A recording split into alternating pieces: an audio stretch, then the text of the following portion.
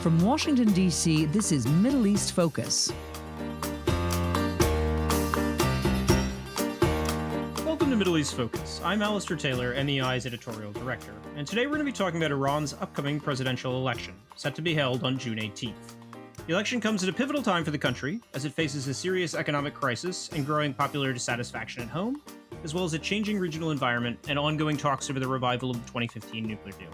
There's a lot to cover, but thankfully we've got someone joining the program today who can help us make sense of things, Alex Vatanka.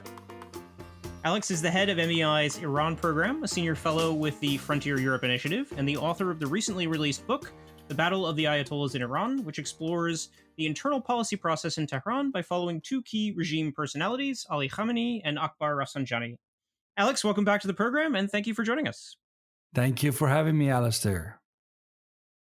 Alex, nearly 600 candidates originally registered to run in the June presidential elections, but the Guardian Council, the body charged with vetting them, whittled that down to just 7. Can you give us a sense, broadly speaking, of who those 7 are? Right. Before I do that, Alistair, let me just, for the sake of providing a big picture overview, the Iranian presidential elections, the time given for the candidates to register the election to take place, at each cycle, the time gets shorter and shorter. This time around is less than a month. You will have 3 presidential debates in just about a week. They've already had 2. The third one is just around the corner. You wonder why everything is squeezed in such a short period of time.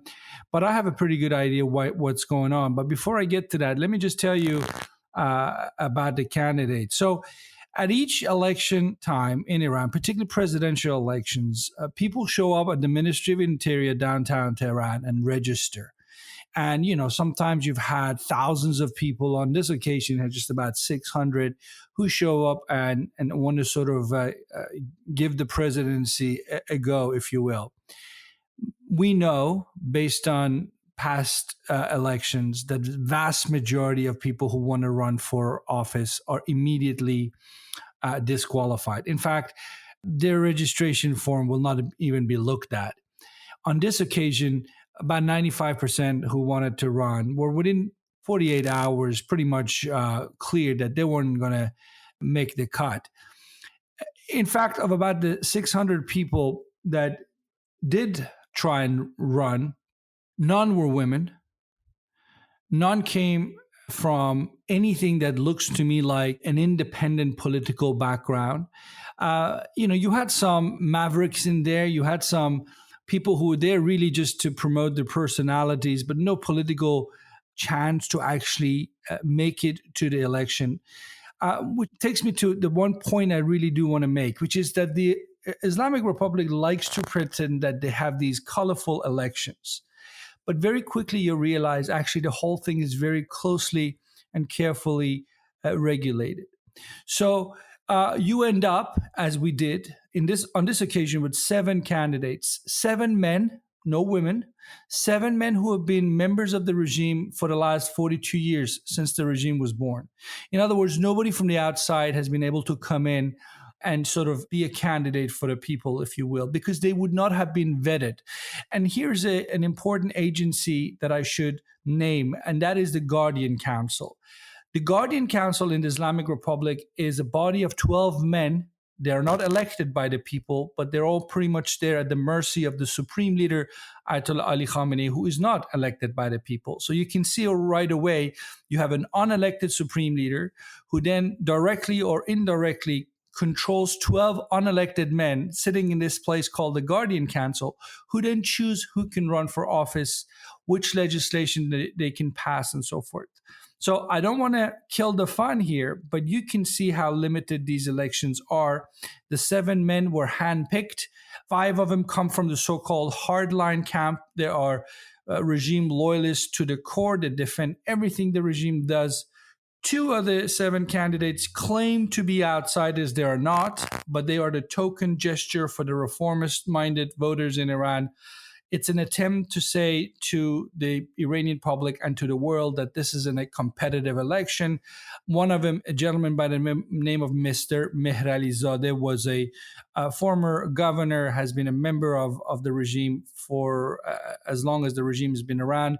The other individual is Mr. Hemmati, Abdul Nasser Hemmati, who just recently left the job as the governor of the central bank. In other words, they are not outsiders, but they are trying to be the critical voices, if you will, the ones who will, shake things up.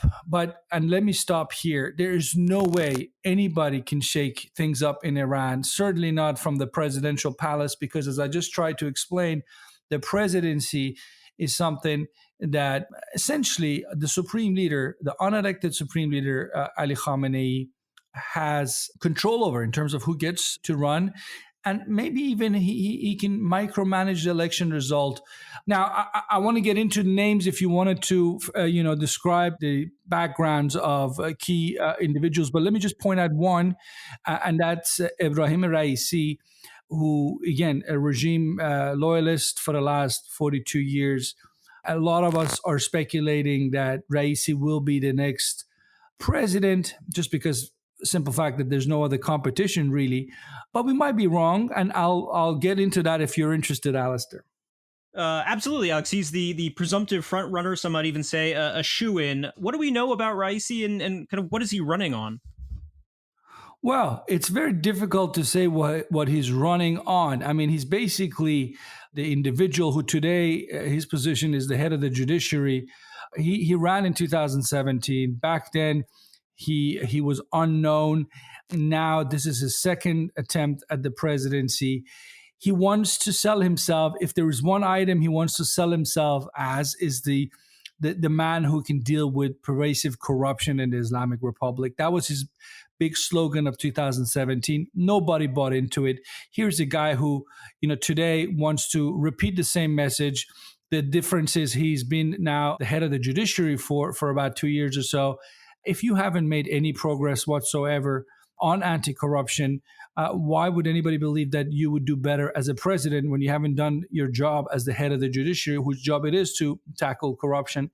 He's also talking about dealing with Iran's economy and the sanctions, getting the sanctions lifted. That all sounds very good. Trouble is, Mr. Raisi doesn't have the mandate or the political vision to really tackle what is behind the sanctions, which is Iran's foreign policy, which has resulted in these sanctions being imposed on Iran. Raisi, along with all the other ones, has nothing to say about that specifically, certainly not in public. Perhaps it has something to do with the fact that the Supreme Leader Khamenei has let it be known he doesn't want these sensitive issues to be raised in public. He doesn't think that the public need to be a party to this. So, long story short, Raisi basically is clearly benefiting from huge amounts of support from the state machinery. I give you one example: the state national radio broadcasting system in Iran is pretty much, openly rooting for him. So much so that the other candidates are complaining that, this is unfair. Raisi is getting all the attention. He gets away with anything he wants. He's the guy who about a week ago launched his Twitter account in a country where officially Twitter is banned. So here you have, again, a case of hypocrisy. But that's just one example. Raisi is not a popular man with the people. Raisi is seen to be a regime insider who might, and we don't really know this, but who might have enough support from within the regime to perhaps, not only win the presidency, which looks increasingly likely to be what he will do, but actually use the presidency as a staging ground for the bigger job ahead, which is to succeed Khamenei as the next supreme leader. Alex, there are three debates set to be held in the run-up to the elections, and I believe 2 out of the 3 of those have taken place so far. What have been your key takeaways from them? These debates are incredibly hard to watch. They have nothing to offer. They used to be pretty interesting to watch. If you look at the presidential debates of 2009, 2013, or even 2017, there was a degree of policy difference among the candidates. And, there were some personal attacks that, invariably are entertaining. Certainly, if you're sitting in the Islamic Republic, when you see one regime player attack another regime player, some of that is present in this round too, but actually is limited to personal attacks and far less about candidates offering any distinct policy views that stand in contrast to other views being on offer. So what you have essentially are a bunch of people who are very good, these 7 individuals who are very good at pointing out what's wrong, but none of them, as I pointed out earlier, dare to touch on the key reasons why things are wrong. For example, the fact that Iranian foreign policy is responsible for the state of the economy. The fact that Iran, since 1979, has in many ways put, a foreign policy that's revolutionary, if you will, militant in the region, ahead of nation building. So now today the country suffers from all sorts of ailments, from water crisis to drought to human capital being lost, brain drain that is one of the highest rates in the world, capital flight. Iranians, whenever they have some money, take that money, go outside, invest it in property in neighboring countries like Turkey, UAE, and elsewhere. And I can go on and on. These are the real issues inflicted upon the 85 million of Iran's population. But if you listen to the candidates, they speak in generalities. It's all abstract. Nobody dares mention the key role Ayatollah Ali Khamenei, the supreme leader, has had since 1989 to oversee all these things going wrong. Nobody talks about the policies, the actions of the Revolutionary Guards that are at the heart of so many of Iran's tensions with neighboring states, with the United States and so forth. So, for these reasons, it's no wonder that very few Iranians, by some accounts, 20-30% of Iranians have paid any attention to these first 2 debates, because they're not expecting anything to come out of these debates. And so far, they have proven to be right. In a similar vein, Alex, turnout in elections, which has historically been pretty high in the Islamic Republic, is widely expected to be quite low this time around amid growing voter apathy. What's driving that, and kind of what are your expectations for turnout? Well, in Iran, they don't allow you to really have a decent independent opinion poll and ask people, are they going to vote or not? So, you have to go by anecdotal evidence and other kinds of ways of measuring appetite. But most of the estimates out there, and that's all they are, estimates, point to about a 50% drop in voter turnout compared to 2017. So in 2017, you had something like 73% turnout. In 2013, you had similar 72% turnout. This time around, it's going to probably be around the 20 to 30% mark, which, it's so bad that the supreme leader has repeatedly asked people to come out and vote. And those people who are calling for a general boycott of these elections, if you listen to Supreme Leader Khamenei, they're infidels, they are foreign agents and so forth. So clearly the regime is anticipating a very low turnout. And the reason for the low turnout is very simple. The Iranian people have repeatedly wanted gradual change. They have repeatedly wanted to believe that small steps towards political reform in the Islamic Republic might just be possible. Because if that's the way you can go forward, then you don't need to turn to more radical options. For example, like a revolution of sorts, which we've seen over the last decade happen in a number of neighboring countries in the Arab world. But Ayatollah Khamenei is tone deaf. Ayatollah Khamenei, instead of listening to the people, he's actually done the opposite. He's tightened his control more so this time around than in 2017 or any of the other elections in recent memory, because Ayatollah Khamenei frankly doesn't respect the Iranian people. And, people will criticize this statement as being too crude, but I think it's exactly the right way of summing up his attitude. Khamenei has openly said, for example, that Iranian public has no say over foreign policy, as he put it. Now, if you think that the Iranian public can't have a say over foreign policy, why should Khamenei think they should have any say over domestic politics and so forth? So essentially, the 82-year-old Ayatollah Khamenei, who has been the supreme leader since 1989, has come to the conclusion that he can get away with it, that he doesn't even need to pretend that these elections matter. And, the Iranian people have seen the writing on the wall. And if they come out and vote, they will be seen in their own minds as being jokers in a show put up by Ayatollah Khamenei to claim that elections in Iran is why this system is in place, when in fact the reality is different. The system is in place because of one reason alone, which is the regime uses force and repression and all sorts of other repressive tools to stay in power. There is no other way the Guardian Council could just disqualify any candidate and just choose 7 men who are regime loyalists to run and then tell the world that these elections matter, when we can all see clearly this is all stage managed. So just following up on that, then I suppose your expectations are that the winner won't really make any difference. There won't be any kind of tangible difference in the day-to-day lives of Iranians if, say, Raisi does win the presidency.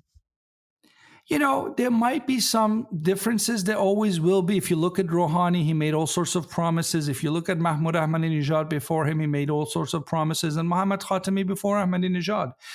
And there might be some changes here and there. But what I'm saying is these will be changes on the margins. Don't expect big policy changes on key issues. For example, the state of the Iranian foreign policy. Iran's regional agenda, which is costing the nation so much on so many different levels. The more repressive approach to the rights of citizens in Iran. These are sensitive issues that a president simply doesn't have the power to do anything about. So far, the presidents have not been able to do anything about it. Now, the presidency does provide a platform from which one can mobilize the public against the rest of the regime. So, for example, right now, President Hassan Rouhani, who has come out and criticized this election for being one where his government is being attacked and his reputation is being tarnished, he's come out and criticized the tone of some of the hardline candidates. Okay, well, imagine if Rouhani had the political courage to go further. If he could come out and say, you know what, the reason we have these extremely painful sanctions on this country that cost Iran literally hundreds of billions of dollars every year is because we have chosen a foreign policy where we are confronting a number of countries out there, namely the United States and others. And this is why we are isolated. This is why our economy is not performing, because it does not allow for trade and so forth. That would be political courage. He could speak in those terms, but he doesn't. And I'll tell you why he doesn't, because Rouhani thinks about the day after he leaves the presidential palace. He's hoping he's going to get another nice position somewhere in the regime so he can stay on. And that's what the regime has done since 1979. As I said, these seven regime players that are now candidates have held various positions over the last 42 years. The only reason they've been in the game for so long is they've always accepted that Ayatollah Khamenei or the guy before him, Ayatollah Khomeini, they decided. So they have known their red lines. They have engaged in self-censorship and never really spoken the truth, if you will, until you have someone who is politically courageous to come out. I mean, today you have people like Mahmoud Ahmadinejad, the former president, who probably is the loudest of the critics of the regime. But the trouble is he's no longer in power. He's now a candidate who, by the way, was disqualified to run in this cycle. You need someone perhaps who is inside, who can speak up and tell the truth about why the economy, the state of affairs in the country are what they are. And unfortunately, as I said, none of these 7 individuals who are running for the presidency will do that. And there's a simple reason for that, because they were handpicked by Ayatollah Khamenei. And the expectation is they might say certain things. They might have disagreements among themselves in these debates to some extent, but none of them are going to be expected to cross the red lines of the unelected Supreme Leader, Ali Khamenei, who wants things to happen his way. We'll have to leave it there for today. But Alex, thank you very much for joining the program. Thank you, Alistair. And thank you as well to our audience for listening in and to our production team for their work on today's program. We will see all of you next week.